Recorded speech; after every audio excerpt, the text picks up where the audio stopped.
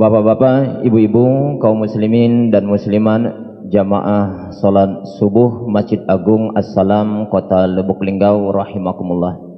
Syukur alhamdulillah pada pagi hari ini kita oleh Allah diberikan karunia nikmat, terutama nikmat iman, nikmat Islam, nikmat sehat, yang dengan nikmat itu pula pada pagi hari ini kita dapat menjalankan ibadah salat subuh berjamaah. Mudah-mudahan ibadah kita diterima oleh Allah Subhanahu wa taala. Amin ya rabbal alamin. Salawat beriring salam semoga selalu tercurahkan kepada suri tauladan kita, panutan kita, junjungan kita Nabi besar Muhammad sallallahu alaihi wasallam. Bapak-bapak, ibu-ibu, jamaah rahimakumullah. Ketika kita ingin menggapai sesuatu, kita dituntut dua hal. Pertama, ikhtiar, usaha kita yang maksimal. Kemudian doa. Dan itu alhamdulillah rasanya kita semua melakukan itu, Pak. Usaha kita maksimal, kerja keras kita iya. Kemudian kita juga enggak lupa berdoa. Berdoanya mintanya sama Allah. Luar biasa. Dan apa yang sudah kita lakukan itu kemudian berbuah hasil. Tercapai, Pak, dan terkabul. Melalui ikhtiar maksimal tadi, melalui doa kita kepada Allah, dikabulkan oleh Allah apa yang kita pinta itu. Cuma nanti kemudian belakangan, apa yang sudah kita capai tadi, Pak, seringkali berakhir dengan penyesalan. Kok yang kita dapatkan bukan manfaat besar yang kita dapatkan, tapi justru mudarat besar yang kita dapatkan, Pak. Yang kita dapatkan bukan membawa kenyamanan, tapi justru membuat kita resah, gelisah. Maka di situ kemudian timbul pertanyaan, Pak, di mana letak salah kita? Berusaha maksimal sudah, kerja keras iya, dan berdoa minta sama Allah juga iya, dan dikabulkan juga oleh Allah apa yang kita pinta. Lalu di mana letak salahnya? Saya berani bercerita ini, Pak. Saya yang ngalami. Saya punya pengalaman. Dan mungkin kita juga punya pengalaman, ceritanya berbeda-beda. Tapi pada intinya, kadang-kadang apa yang sudah kita dapatkan justru buat kita menyesal. Bukan manfaat besar yang kita dapatkan, tapi justru banyak mudaratnya, Pak. Nah, saya mencari-cari jawaban, Pak. Ternyata mohon maaf, seringkali kesalahan kita itu, Pak, bukan terletak pada ikhtiar maksimalnya, tapi terletak pada doa kita kepada Allah. Di situ, Pak, kesalahannya. Berdoanya kepada Allah sudah benar, tapi dalam meminta kepada Allah seringkali kita mendikte Allah. Nah, itu letak salahnya, Pak. Minta sama Allah seringkali kita memaksa bahwa yang kita pinta ini, ya Allah, kabulkanlah ya Allah, lancarkanlah ya Allah. Ya bagi Allah karena sudah minta, ud'uni astajib lakum, kata Allah, mintalah kamu kepada aku, pasti aku kabulkan. Karena kamu mintanya sudah benar kepada aku, ya sudah saya kabulkan. Nah, setelah dikabulkan, Pak, kita nyesal, Pak. Bukan manfaat besar yang kita dapatkan, tapi mudaratnya yang besar yang justru kita dapatkan. Jadi Bapak-bapak, saya mencoba mencari-cari jawaban. Ternyata saya menemukan jawabannya. Seringkali dalam berdoanya kita mendikte Allah, memaksa apa yang kita pinta itu agar betul-betul dikabulkan oleh Allah. Seringkali apa yang kita cari itu menurut kacamata kita, menurut penilaian kita, Tapi jarang kita menyertakan Allah bahwa yang kita pinta itu haruslah berdasarkan penilaian Allah Subhanahu wa ta'ala. Nah, ini yang kurang di kita, Pak. Maka dalam kesempatan ini, Bapak-bapak, Ibu-ibu, jamaah rahimakumullah, saya mengajak kita semua ingin mengkaji sedikit tentang solat istikharah. Solat apa, Bu? Solat istikharah.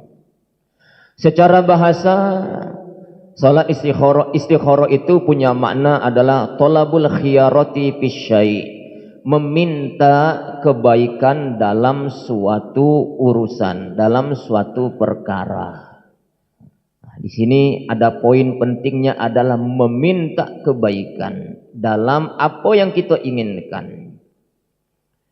Sedangkan dalam prakteknya istilah istikharah itu adalah kita meminta kepada Allah Subhanahu wa ta'ala untuk dipilihkan yang terbaik atas beberapa pilihan, baik itu lewat salat maupun lewat doa yang diajarkan oleh Nabi kita Nabi Muhammad sallallahu alaihi wasallam. Poin pentingnya adalah dari pelaksanaan istikharah itu adalah kita ingin meminta kemantapan pilihan berdasarkan yang terbaik menurut dari Allah Subhanahu wa ta'ala, bukan menurut kita, tapi harus menurut yang terbaik menurut Allah Subhanahu wa ta'ala.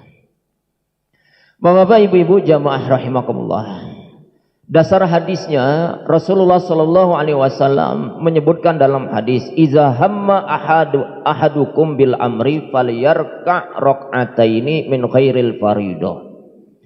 Kata Nabi, kalau kamu punya suatu keinginan, maka hendaklah kamu terlebih dahulu falyarka' rak'ataini, mendirikan salat 2 rakaat, mengadu dulu kepada Allah Subhanahu wa ta'ala. Nah, ini dasar dalil, Pak, bahwa kita hendaklah terlebih dahulu kalau punya keinginan, punya rencana, maka terlebih dahulu hendaknya kita mengadu kepada Allah dengan cara mendirikan salat 2 rakaat. Lalu setelah salat diajarkan juga oleh Nabi, summa yaqul, hendaklah kita kemudian berdoa menengadahkan kedua tangan kita memohon kepada Allah Subhanahu wa ta'ala. Perhatikan ibu bapak baik-baik isi doa ini. Nah, ini yang mungkin jarang kita teruskan dalam doa kita.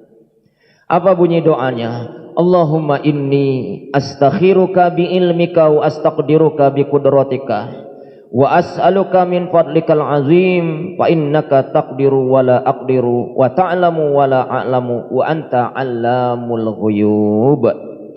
Yang artinya kita harus meminta kepada Allah dengan mengatakan, ya Allah, aku memohon dipilihkan dengan ilmu-Mu. Nah, ini, Pak, aku minta dipilihkan berdasarkan ilmu-Mu, bukan berdasarkan ilmu kita, Pak. Ilmu kita terbatas. Apa yang kita kehendaki, apa yang kita ingin pilih, kadang-kadang menurut kita baik, tapi menurut ilmu Allah belum tentu baik untuk kita. Maka dalam sholat istikharah ada makna di situ adalah kepasrahan kita kepada Allah, tawakal penuh kita kepada Allah, menyerahkan sepenuhnya hanya kepada Allah Subhanahu wa ta'ala. Dan hebatnya nanti, Pak, di ujung doa yang panjang ini, nah ini mungkin kita jarang berani, Pak, belum sampai ke sana permohonan kita. Apa doa kita di ujung doa istikharah itu? Ya Allah, kalau sesuatu ini, sebutkan apa yang kita inginkan, Pak, apa yang ingin kita pilih, apa yang ingin kita rencanakan umpamanya, sebutkan itu di hadapan Allah. Lalu harus berani kita mengatakan kepada Allah, apa? Ya Allah, kalau ini semua baik untukku, baik untuk hidupku, baik untuk agamaku, dan baik untuk akhiratku, maka takdirkanlah ia untukku, permudahkanlah dia untukku, berkahilah dia untukku. Nah kita kadang-kadang baru sampai doanya di sini Pak. Maksudnya di sini Pak. Tapi jarang diteruskan sampai berikutnya. Dan jarang berani Pak berterus terang di hadapan Allah untuk yang berikutnya. Apa selanjutnya? Tapi ya Allah, kalau semua ini, perkara ini, sebutkan apa yang ingin kita minta, tidak baik untukku, buruk untukku, tidak baik untuk agamaku, tidak baik untuk hidupku, dan tidak baik untuk akhiratku, maka jauhkanlah dia dariku dan jauhkanlah aku dari dia. Nah kita kadang-kadang belum sampai berani berdoa mengadu kepada Allah sampai di situ Pak. Yang ada kita apa? Selalu berdoa mendikti Allah, memaksa kehendak di hadapan Allah. Ya Allah, kabulkanlah ya Allah apa yang ku minta ini ya Allah. Permudahkanlah ya Allah, lancarkanlah ya Allah, sukseskanlah ya Allah. Nah kita baru sampai di situ Pak. Tapi kita belum mengadu kepada Allah berdasarkan pilihan Allah. Ya Allah, kalau itu baik untukku, baik untuk hidupku, baik untuk agamaku, maka kabulkanlah ya Allah, takdirkanlah ia untukku ya Allah, permudahkanlah dia untukku ya Allah, berkahilah dia untukku ya Allah. Tapi kalau tidak baik ya Allah, tidak baik untuk hidupku, tidak baik untuk agamaku, tidak baik untuk akhiratku, maka ya Allah jauhkanlah dia dariku dan jauhkanlah aku dari dia. Nah ini Pak hebatnya doa istikharah. Lalu apa manfaatnya kalau sudah sampai seperti itu kita berdoa memohon kepada Allah? Maka kita ketemu riwayat Nabi Muhammad SAW berikutnya apa? Min sa'adati bani Adam istikharatullahi azza wa jalla. Nah ini buah hasilnya Pak. Di antara kebahagiaan anak Adam adalah beristikharah kepada Allah azza wa jalla. Tidak ada nyesalnya Pak kalau sudah hasil itu berdasarkan istikharah. Enggak ada kecewanya kalau hasil, enggak ada kecewanya kalau semua itu sudah berdasarkan hasil istikharah kita kepada Allah Subhanahu wa taala. Maka ke depan bapak-bapak, ibu-ibu, ada baiknya ketika kita punya kehendak, ketika kita punya rencana, maka jangan pernah melupakan untuk melibatkan pilihan itu haruslah berdasarkan pilihan penilaian dari Allah Subhanahu wa taala. Yang terbaik menurut Allah untuk kita, yang terbaik menurut Allah untuk hidup kita, yang terbaik menurut Allah untuk agama kita, yang terbaik menurut Allah untuk akhirat kita. Kalau itu sudah dikabulkan oleh Allah, masya Allah, insya Allah tidak akan ada penyesalan di kemudian hari, insya Allah. Bapak-bapak, ibu-ibu, jamaah rahimakumullah.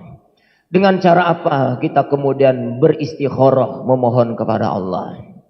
Di dalam buku yang kami punya ini Pak, ada 3 yang kata ulama yang bisa kita lakukan dalam beristikharah. Yang paling hebat adalah yang pertama, yaitu 1 paket salat plus doa. Salatnya salat apa? Salat istikharah, mengkhususkan diri, mencari waktu, mencari kesempatan, mendirikan salat 2 rakaat. Khusus salat, yaitu salat istikharah. Setelah salat, maka jangan lupa dilanjutkan berdoa. Jadi salatnya benar-benar salat istikharah. Niatnya mendirikan salat istikharah. Nah setelah sholat baru kita kemudian berdoa sesuai yang doa tadi Pak. Nah ini cara yang paling abdol, cara yang paling utama, disepakati oleh seluruh ulama. Kalaupun tidak bisa dengan cara yang pertama ini, maka ada cara kedua Pak. Apa cara kedua? Sholatnya bukan sholat istikharah, tidak mengkhususkan sholat istikharah. Lalu setelah sholat kita nebeng dengan sholat itu berdoa mohon kepada Allah. Salatnya, salat apa? Salat apa saja. Umpamanya tadi salat subuh, kagi salat zuhur, kagi lagi salat asar, besoknya mungkin salat zuhur lagi, kemudian besoknya lagi salat maghrib. Solat yang kita dirikan bukan solat khusus bernama solat istikharah, apapun solatnya. Tapi setelah solat, nah kita nebeng, ya Pak ya, nebeng nempel dengan solat tadi, baru kita berdoa. Jadi ada rangkaian solat dulu, apapun nama solatnya. Setelah solat kita berdoa. Doanya doa istikharah. Ini juga disepakati oleh ulama boleh dengan cara kedua ini. Lalu cara yang ketiga. Cara yang ketiga ini kecuali ulama dari kalangan mazhab Hambali kurang setuju. Yang lainnya ulama-ulama yang lain dari mazhab yang lain setuju. Yaitu cara ketiga hanya berdoa. Enggak sempat mendirikan sholat. Mungkin balik dari kerja kecapean. Waktu kerja selalu gelisah. Aku ini terus kerja lagi apa idah. Terus lagi di pekerjaan ini apa idah. Selalu gelisah dalam pekerjaan itu Pak. Balik ke rumah capek. Tak sempat lagi nak sholat. Tak kuat lagi tenaga nak sholat. Dem bentang sejadah. Menghadap kiblat. Mengadu kepada Allah. Tanpa didahului sholat. Langsung minta sama Allah. Berdoa istikharah kepada Allah subhanahu wa ta'ala. Nah ini ada 3 cara. Silahkan Bapak Ibu dengan cara yang mana yang kita mampu. Tapi kalau ditanya yang paling bagus yang mana, maka ulama sepakatnya yang paling bagus, yang paling abdol adalah cara yang pertama, sepaket solatnya solat istikharah, mengkhususkan diri mencari waktu mendirikan solat istikharah 2 rakaat, kemudian ditambah dengan setelah itu berdoa memohon kepada Allah subhanahu wa ta'ala. Bapak, ibu-ibu, jamaah salat subuh rahimakumullah. Bagian terakhir Pak, mungkin berikutnya timbul pertanyaan kita. Setelah usaha iya, istikharah iya, berdoa memohon kepada Allah sudah Pak. Maka kemudian kita pengen mencari kepastian jawabannya. Dengan cara apa kita tahu jawabannya? Nah itu ya. Jawabannya untuk memutuskan lewat cak mano kita menentukan pilihan jawaban itu. Bapak, ibu-ibu, jamaah rahimakumullah, di berbagai macam kitab fikih yang saya baca Pak, tidak ada satu ulama pun yang sepakat bahwa jawaban itu mutlak harus lewat mimpi. Enggak Pak. Jadi menunggu jawaban solat istikharah, menunggu jawaban dari doa istikharah itu tidak selalu terjawab melewat mimpi. Kalaupun ada mimpi, maka mimpi itu pun jangan serta-merta cepat-cepat dipercayai lalu mengambil keputusan lewat mimpi. Sebab belum tentu mimpi itu Pak berdasarkan dari Allah. Boleh jadi mimpi yang kita dapatkan itu hanya sekedar bunga mimpi atau sekedar bujukan setan, godaan setan. Maka kalau ada mimpi Pak, kata ulama, lihat kualitas mimpinya. Mimpinya cak mano? Kualitasnya cak mano? Lihat rentetan kita sebelum tidur. Bamo sebelum tidur tadi Pak, kita sholat istikharah. Habis sholat istikharah berdoa. Sudah itu Pak, kita buka TV, nonton TV. Pas ditonton film drama Korea. Lalu tertiduklah depan TV tadi Pak. Lalu dalam tidur kita bermimpi. Mimpi persis apa yang kita minta. Terjawab lewat mimpi. Habis tidur terbangun. Nah terjawab apa yang kita minta. Lah terjawab lewat mimpi. Belum tentu Pak. Lihat kualitas mimpi kita. Boleh jadi mimpi tadi karena ada bunga mimpi setelah nonton film drama Korea. Tapi kalau mimpinya bagus berkualitas, setelah sholat istikharah, kemudian berdoa, sudah itu ke kamar mandi berwudu, sudah itu ke kamar tidur, kita tidur, tak lagi buka HP, berdoa, langsung tidur. Lalu di tengah malam kita bermimpi, mudah-mudahan dengan cara itu kita akan mendapatkan hasil mimpi yang benar-benar berkualitas. Bapak, ibu-ibu, jamaah rahimakumullah, kalau lewat mimpi juga enggak ada Pak. Sholat istikharah sudah, berdoa sudah, tapi mimpi tak gati. Nah lewat apa?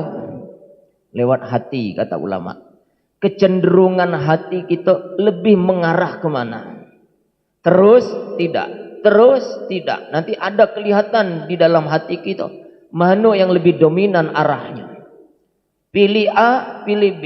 A, B, A, B. Hati insya Allah tidak berbohong. Yang mana yang lebih kuat, maka itulah jawabannya. Atau lewat hati juga tidak, Pak ya. Lewat mimpi juga tidak. Tapi boleh jadi lewat lisan orang lain. Mampir ke masjid raya, mampir ke Masjid Agung As-Salam, nak sholat zuhur, Pak. Sebelum sholat zuhur ada kuliah dulu, Pak. Ada ceramah dulu, ceramah 7 menit. Lagi duduk-duduk dengar ceramah, tanpa kita pernah berpesan isi ceramah apa, tidak tahu siapa yang ceramah, tiba-tiba yang ceramah ini, Pak, menceritakan masalah-masalah yang berkenaan dengan apa yang menjadi hajat kita. Nah, itu termasuk jawaban, kata ulama. Ada kisah ulama di Indonesia ini, namanya Ustadz Salim Pillah. Nah, itu mungkin Bapak Ibu tahu, Pak ya.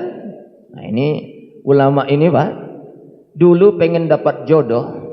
Beliau itu istikharah minta sama Allah. Tidak ketemu jawaban lewat mimpi, enggak. Lewat hati kecenderungan juga enggak, Pak. Tiba-tiba ada teman lamonyo mampir ke rumahnya.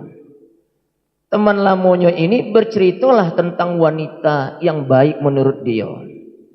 Dan Ustadz Salim ini tidak pernah cerita bahwa dia sedang mau lamaran, Pak.